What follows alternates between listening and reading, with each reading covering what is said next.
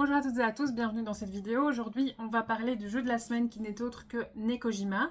Nekojima, c'est un jeu pour les enfants à partir de 7 ans. Les parties durent à peu près une quinzaine de minutes et au niveau du nombre de joueurs, vous avez plusieurs versions qui vous permettent de jouer soit en solo, soit entre 2 et 5 joueurs et vous avez même une version duo qui vous permet de monter jusqu'à 8 joueurs. Vous avez également une version coopération pour que les enfants jouent ensemble. Vous avez la version compétition qui est un peu la version de base. Je vous propose qu'on voit comment ça fonctionne tout de suite. Voilà, pour la mise en place, vous vous retrouvez avec le plateau au centre de la table. Vous avez les petits poteaux électriques qui sont comme ceci de 3 couleurs différentes. Vous avez ici le compteur de niveau, vous avez voté et on a les petits chats qui sont ici. Pour commencer la partie, votre premier joueur va lancer les dés.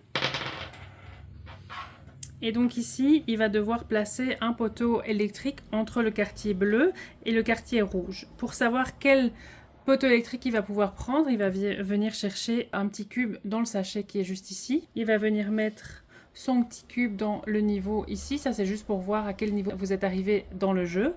Et donc, il va prendre un poteau blanc. Et il va mettre le poteau d'un côté du côté bleu et d'un côté dans le quartier rouge.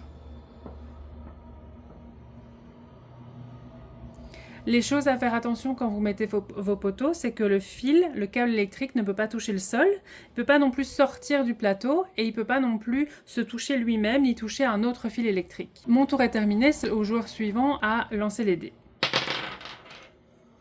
Le joueur suivant a un petit peu de chance puisqu'il va devoir mettre son poteau d'un côté sur le quartier rouge, mais d'un côté sur le quartier qu'il souhaite. Il tire un petit cube bleu, donc il va venir chercher un poteau bleu. Quartier rouge et je vais choisir le quartier mauve. Comme mon câble est plutôt long, vous voyez, je vais venir superposer sur l'autre. Ah, ok.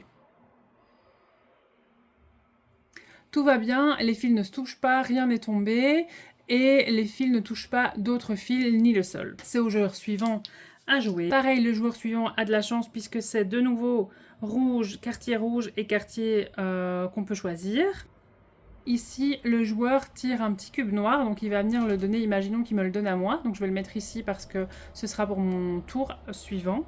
Et il va de nouveau tirer un petit cube. Donc maintenant, il a un cube rouge et il va venir prendre un poteau électrique rose. Il doit donc le mettre du côté quartier rouge et du côté du quartier qu'il choisit. Donc moi, je vais choisir le quartier vert. Voilà, de nouveau, aucun fil électrique ne touche un autre fil électrique. Aucun fil ne se touche lui-même. Et tout le monde est bien à l'intérieur du plateau. Donc tout va bien. Maintenant, c'est à mon tour. Donc je vais de nouveau lancer les dés. Ok, quartier rouge, quartier mauve. Je tombe sur un petit carré rose, donc je viens prendre un poteau électrique rose. Donc côté mauve et côté orange. Voilà. Cependant, mon tour n'est pas terminé puisque le joueur précédent m'a donné un petit cube noir.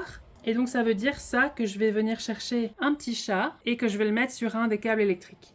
Pour ça, il faut savoir qu'il ne peut pas faire tomber évidemment un poteau électrique ou quoi que ce soit, sinon j'ai perdu et la partie est terminée. Et je ne peux pas non plus mettre un petit chat sur un fil qui a déjà un petit chat. Je vais venir le mettre ici. Voilà, donc ici rien n'est tombé, donc j'ai pas perdu la partie. Et maintenant mon tour est terminé, on peut passer à la personne suivante. Ici, j'ai de la chance et de la malchance puisque cette phase du dé veut dire que je choisis le quartier dans lequel je vais mettre une partie de mon poteau électrique. Et cette phase de dé-ci veut dire que c'est le joueur à ma droite qui va choisir dans quel quartier je dois mettre le reste de mon poteau électrique. Ok, du coup, j'ai tiré un petit cube bleu, donc je dois prendre un poteau bleu et mon voisin, on va dire qu'il choisit du côté vert et moi, du coup, je vais choisir du côté bleu. Voilà, mon tour est terminé, maintenant c'est au joueur suivant et on joue comme ça les uns après les autres jusqu'au moment où quelqu'un fait tomber soit un chat, soit un poteau électrique et alors c'est cette personne-là qui a perdu et le jeu est terminé. Voilà, j'espère que mes explications ont été claires. Si vous avez des questions, n'hésitez pas à les poser dans les commentaires, j'y répondrai dans le courant de la semaine. Et n'oubliez pas aussi de voter pour le prochain jeu dans le sondage, toujours sur le groupe Facebook. Et nous, on se voit la semaine prochaine.